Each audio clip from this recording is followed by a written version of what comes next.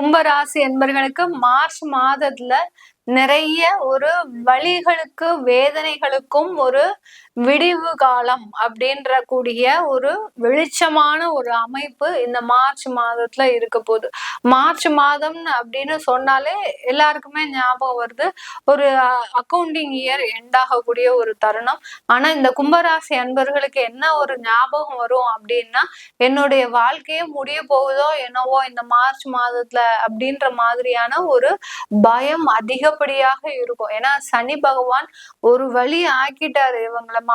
கும்பராசி என்பர்களை விடாம புடிச்சு யார் யாரெல்லாம் பழி வாங்கினாரு, யார் யாரெல்லாம் அந்த வாழ்க்கையில இருந்து எந்திரிக்க முடியாம இருக்கிறாங்க அப்படின்னா, நிறைய அதிகப்படியான ஒரு ஆசைகளாக இருந்தவர்கள். அதாவது ஒரு ப்ராப்பர்ட்டிக்கு மேல இன்னொரு ப்ராப்பர்ட்டி வாங்கணும் அப்படின்னு நினைச்சவங்க, அடுத்து பாத்தீங்கன்னா இருக்கிற இடத்த விட்டு இன்னொரு இடத்துக்கு போகணும்னு நினைச்சவங்க, அதாவது இந்த வேலையே நல்லா இருந்திருக்கும் இருந்தாலும் நான் நல்ல ஒரு வேலையை பார்க்கலாமா அப்படின்னு ஆட்டோமேட்டிக்காக இந்த வேலையை விட்டுட்டு அதுக்கப்புறமா வேலையை தேடினவங்க, இந்த மாதிரி எல்லாம் அவங்களுக்கு எல்லாம் வேலையே கிடைச்சிருக்காது. இப்படி இந்த கும்பராசி அன்பர்களினுடைய மனநிலையை பொறுத்து, அவர்களுடைய வசதி வாழ்க்கையை பொறுத்து சனி ஆகப்பட்டது மிக பெரிய அளவுல ஒரு கடுமையான ஒரு காலத்தை கொடுத்துட்டாருன்னு தான் சொல்லணும். ஏன்னா நீதிமான்னு சொல்லவரு சும்மா இருப்பாரா?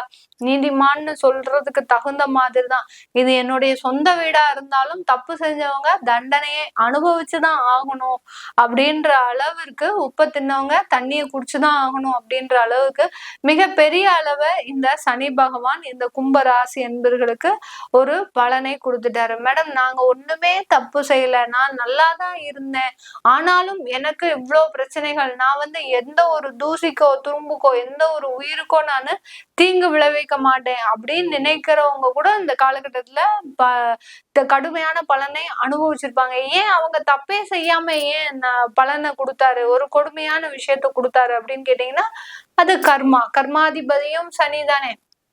அவங்களுடைய முன்னோர்கள் செஞ்ச தவறுக்கு இந்த காலகட்டத்துல, அதாவது சனி பகவான் கரெக்டான டயத்தை பார்த்து எதிர்பார்த்துட்டு இருப்பாரு. இந்த டைம் வந்துரும், நம்ம அவங்களை வச்சு செய்யலாம் அப்படின்ற மாதிரியான ஒரு டயத்தை பார்த்து கரெக்டா கல்லடி அடிப்பாரு. அதுதான் இந்த கும்பராசி என்பவர்களுக்கு. யாரா இருந்தாலும் சரி, பெரிய பெரிய தொழில் அதிபர்களாக, பெரிய பெரிய தொழில் செய்வர்களாக, பெரிய பெரிய ஒரு அரசியல்வாதியாக இருந்தா கூட இந்த கும்பராசி அன்பர்கள் மீது எறியப்பட்ட அந்த கல்லாகப்பட்டது மிக அக்யூரேட்டாக எங்க அடிபடணுமோ அங்க அடிபட்டிருக்கும். அந்த அளவுக்கு இந்த கும்பராசி அன்பர்களுக்கு சனி பகவான் ஒரு மிக பெரிய பேரிடர்களை கொடுத்த காலம் தான் கடந்த 2 வருடம். இப்போ இந்த மார்ச் மாதத்துல இருந்து கொஞ்சம் நிவாரணம், போனா போகுது, நீ தப்பிச்சு போய்கோ அப்படின்ற மாதிரியாக கொஞ்சம் நிவாரணம் கொடுக்க போறாரு. அடுத்து என்ன செய்ய போறாரு? குடும்பஸ்தானத்துக்கு போறாரு. குடும்பஸ்தானத்துல ஏற்கனவே ராகு பகவான் வச்சு செஞ்சுட்டு இருக்கிறாரு இந்த கும்பராசி என்பர்களை.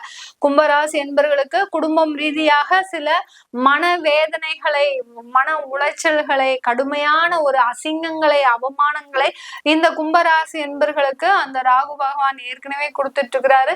இந்த மாதத்துல இருந்து நானும் கூட சேர்றேன் அப்படின்ற மாதிரியாக அந்த சனி பகவான் போறாரு. சனி பகவான் போறது அந்த அளவுக்கு குடும்பஸ்தானத்துல நல்லதை கொடுக்குமா அப்படின்னா, நான் மேலும் மேலும் சொல்ற மாதிரிதான். திரும்ப அந்த பழைய விஷயங்களே தான் நம்ம சொல்லுவோம். எப்படி சொல்லுவோம் அப்படின்னா, உங்களுக்கு எளிமையான வாழ்க்கை இருக்கிற வரைக்கும் சனி பகவான் ஒண்ணுமே செய்ய மாட்டாரு. அதே சமயத்துல ஒரு பிரார்த்தனை, ஒரு வழிபாடு, ஒரு ஆன்மீக சிந்தனை இதெல்லாம் இருந்ததுன்னா கண்டிப்பா அந்த சனி பகவான் உங்களை தொடக்கூடிய அவசியமே கிடையாது. கும்பராசி என்பர்கள் யாராவது தவறான வழியில இருந்தா கூட நீங்க உங்களை திருத்திக்கிட்டீங்க அப்படின்னா இனி வரக்கூடிய காலங்களாவது உங்களுக்கு ஒரு நல்ல நன்மையை கொடுக்கக்கூடிய ஒரு காலங்களாக இருக்கும். ராகுவும் சேம் தான், டிட்டோ தான்.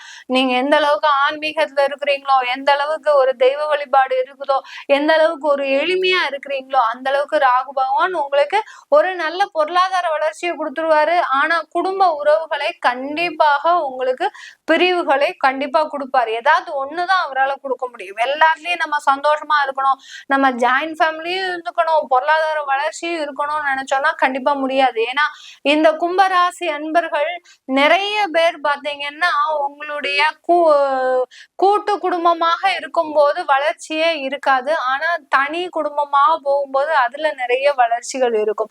அததான் அந்த சனி பகவானும் ராகு பகவானும் செய்யக்கூடிய வேலைகள். ஏன்னா கலியுகத்துக்கு சில அசம்பாவிதமான ஒரு செயல்களை செஞ்சாதான் அந்த கலியுகம் நிறைவு பெறும்.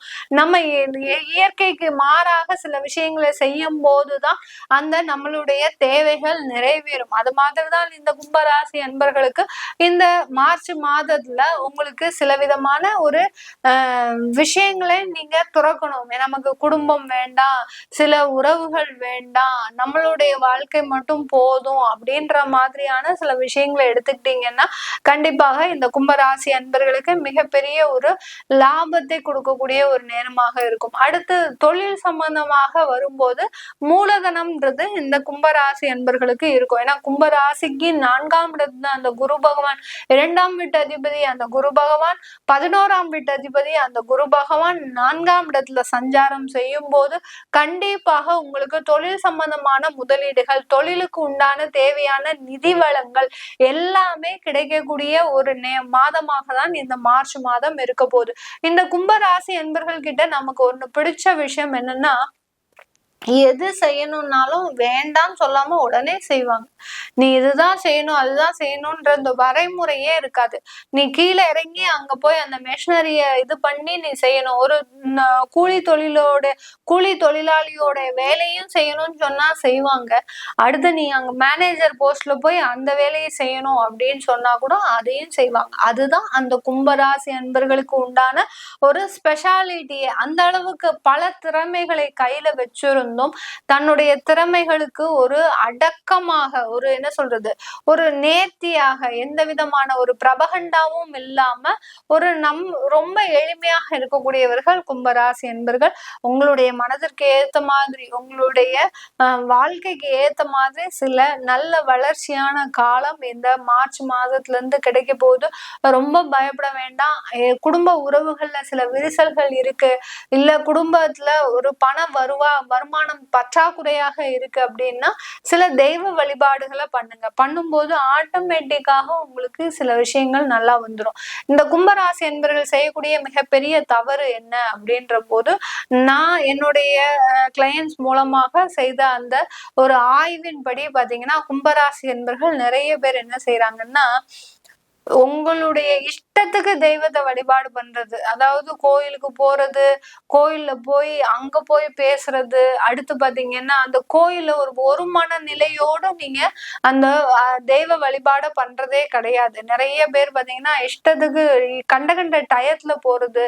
உங்களுடைய ஒரு மனநிலை, இப்போ நம்ம ஒரு கோயிலுக்கு போறோம் அப்படின்னா உங்களுடைய மனம் தான் சுத்தமா இருக்கணும்.